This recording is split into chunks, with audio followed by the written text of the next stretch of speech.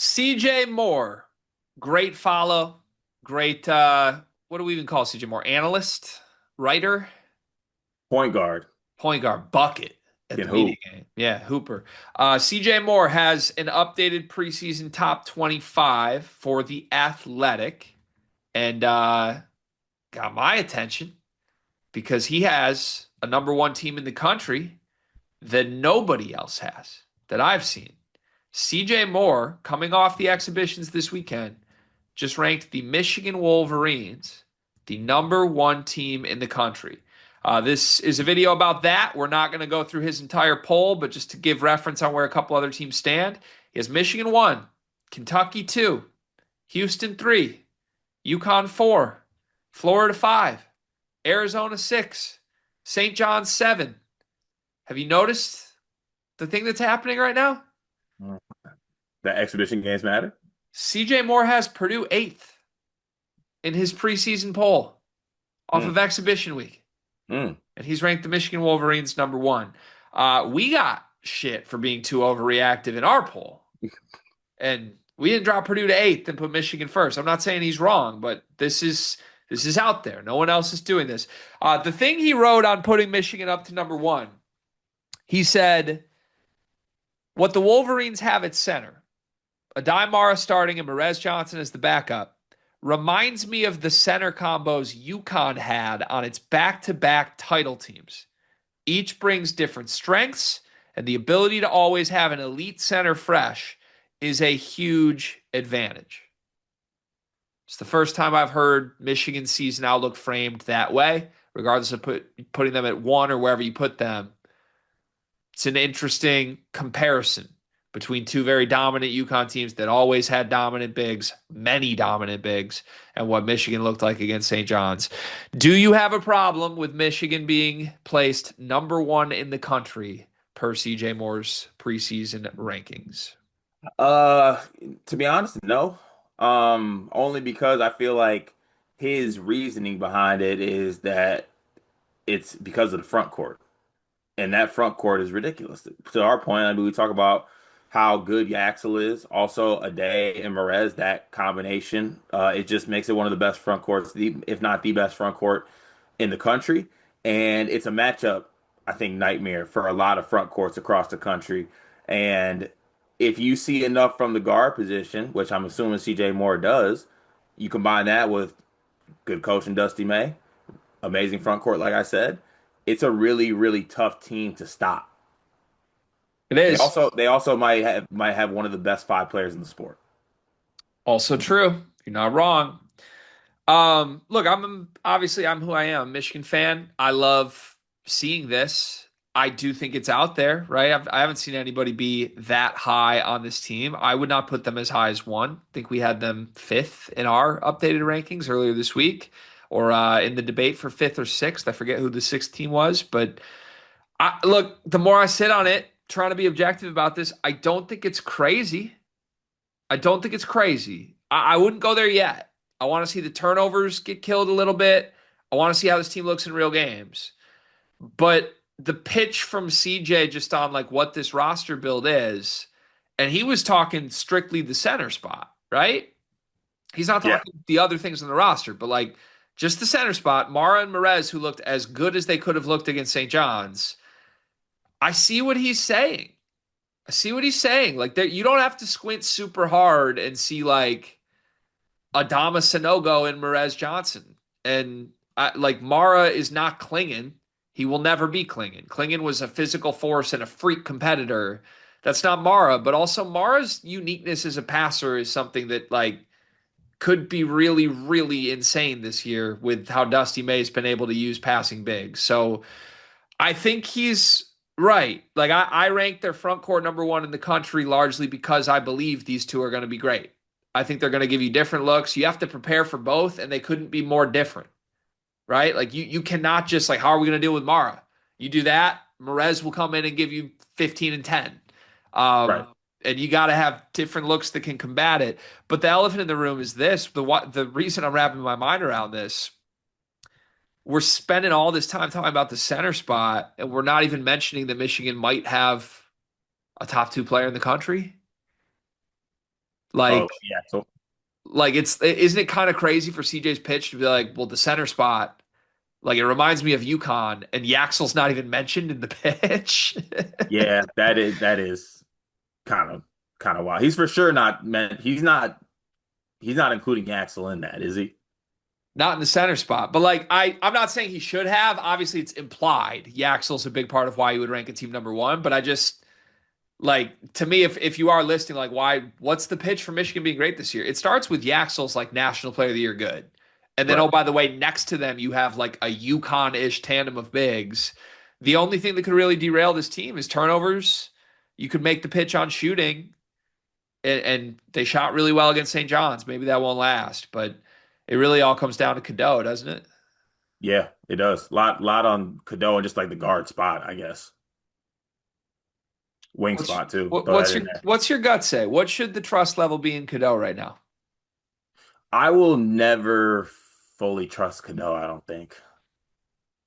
Fair. I think in singular moments, that's 100% fair. Yeah, but that could also change. Like if you give me like a large stretch and I can just envision it. I don't know. I think you could get to a point where even you could still never fully trust Cadeau and still feel good about this Michigan team For and sure. still call them number one. So can I try to make him? I don't think I even need to pitch you. I feel like you're not hating on Cadeau right now, and I'm not his biggest believer either. But can I make the pitch on why this isn't crazy that's Cadeau centric? Yeah. I feel like people talk about Cadeau like every team he's ever been on has been cursed and he's the problem. Hmm. When Cadeau was a reclass true freshman, they went 17-3 in the ACC, beat Duke twice, and were a one seed in the NCAA tournament. Like when Cadeau is just surrounded by great players, he's proven he can lead a team to a one seed. And that was the 17-year-old reclass freshman version of Cadeau. Hmm. Not like a 2 years later, like has gotten better Cadeau. So, like, I don't know. I maybe check me on this. Truly, I might need to be checked and humbled on this. But I compare like the supporting cast of that Carolina team to this Michigan team. It's not that different. Like, there's no RJ Davis here, but I would argue like RJ and Elliott didn't exactly mesh all that well. Hmm. And if we're just comparing front courts, like I, I know I'm being confident, but I'll take Yaxel and Merez and Mara far more than I would take Baycott and Harrison Ingram. Is that crazy? Who was it? Was that team that Elliott was on? That was RJ, Cormac, Ingram, Baycott. That wasn't Caleb Love, right? Caleb That Love's was gone. his supporting cast. Love was gone. RJ, Ingram, Cormac, Baycott. They really had nothing off the bench. Jalen Withers, Jalen Washington, Seth Trimble. Yeah, I mean, look, I think when you have like the supporting cast conversation, I'm on board with that, and I'm on board with it being like reclass freshman Elliot Cadeau. How good would you call that year that he had with them though, as a 17-year-old? I mean, given he's a 17-year-old reclass freshman, I'm all for that tough spot. But I'm not. I don't even think it was a good year. I think the point is he's definitely better now than he was 2 years ago. Yeah, yeah. I mean, he got better last year, even. And if the version of him that wasn't all that good was able to be on a top four team in the country, basically my point is like I don't think you should bet on Cadeau being the reason it derails a season. Hmm. When you surround Cadeau with great players, it's been good at times in his career. Last year, you can blame Cadeau if you want. There's a lot of other guys you should blame too on last year's team. It was not all Cadeau. He Hmm. was who were his centers last year? Like Van Allen, Lubin. they had four shooting guards that wanted to play point guard and zero good bigs. Like that's I don't think that was Elliot Cadeau's fault that North Carolina fell apart last year, you know? Yeah, that's fair. So I guess what I'm saying is CJ Moore's talked me into this. Is it crazy to drop Purdue that low though? Down to 8? Feels a little bit much, in my opinion. I mean, I like taking value out of exhibition games, but that's low. Yeah, did what? Are they below St. John's? They're below St. John's. Hmm. Well, I guess I mean if you're CJ Morris, St. John's lost to the number one team in the country, so it Do is I get what to it is. claim this? Can I hang a banner for this? So here's where I'm coming from. If you're going to claim this banner, what are the expectation claims for this team? Have the expectations changed in the first two Ooh. exhibition games? No, What? I don't think so. Expectation is different than like desire, hope, right? Yeah, but that if you are you've seen this team, you've seen this front court. I mentioned yesterday on a segment like one of the fun things for me to watch is that like Yaxel's in the conversation for stuff I don't think he was in the conversation for a month ago. Yeah, sure. You believe in Dusty. You believe in God. You Could believe in could not believe more in Dusty May. I right. think at some point Dusty May is going to win a national championship. You believe in the guard spot. I'm getting there on the guard spot. Getting there. Oh yeah. So I was just doing a little expectation check here, I mean, is the question what do I expect from this team? Like what would I define as a successful year? or maybe not expectation, maybe floor ceiling. Anything change with Oh, that? the ceiling's national title. Right. I But I don't think think that's what been the ceiling. was it national title before? Yeah. It was okay. In my mind, yeah, the moment you signed Yaxel Lenneborg. Hmm. Yeah. And yeah. Floor change. I mean, my floor coming into exhibition week was miss the tournament. We put them Yeah. on the list of the best team in the Big Ten that could miss the tournament. I don't think this team can miss the tournament. Okay. That's changed. Yeah. But like, what is success? What do you think a successful season would be for Michigan? Because you're right. CJ's putting them number one. There's real expectations. There's a lot of teams you'd rank number one say it's a failure if you don't come away with like a Final Four. I think it's a failure if they finish outside the top three in the Big Ten. Yeah, but that I hear that, but that's also not like the difference between finishing third versus fifth isn't Oh, meaningful. maybe you combine that though with let's say like you finish fourth in the Big Ten and you're probably a high seed, you lose the first weekend. Okay. Even with March being fluky, I would chalk that up as a failure. Okay. I have my official this would be success for Michigan answer. Let's hear it. You ready for it? Hmm. Is what half of it is the same as it was, and there's a new element to it. First half's the same. Okay. One banner. One banner. Pick your banner, but get me one banner. One Big banner. Big Ten regular season.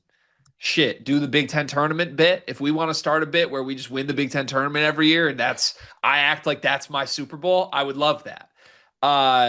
Final Four. One of those three. Final Four trip, Big Ten tournament, regular season championship. Get one of those, and it's a success. Are you okay with that half of my expectations? Yeah. Okay. Second half. I need to kill one demon. You need to kill one I demon. have three demons, and one of them needs to be killed this year. Can I guess your demons? If you go 0 for 3 on killing the three demons, we are going to have a problem.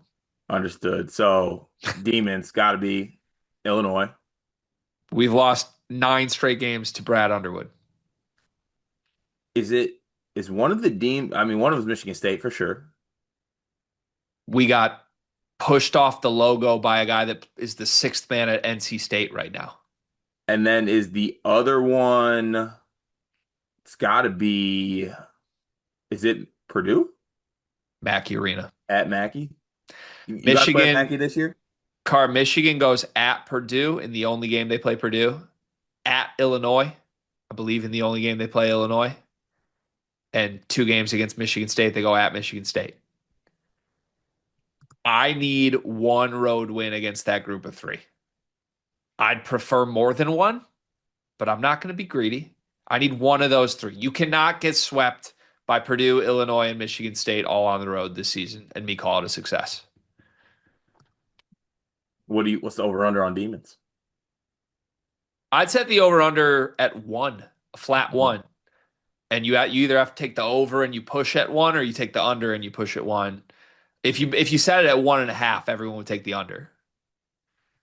Because Could do. Purdue and Mackey and Illinois and Champaign are like top 10 teams. They're not going to be favored in those games. Um, Michigan State, I think, is the one you feel you have the best chance at, but it's Tom Izzo in the Breslin Center. Yeah, facts. So let We'll me get see. a demon. Demon time. I would trade the banner for going 3-0 against the Demons, by the way. Respect that. Yeah.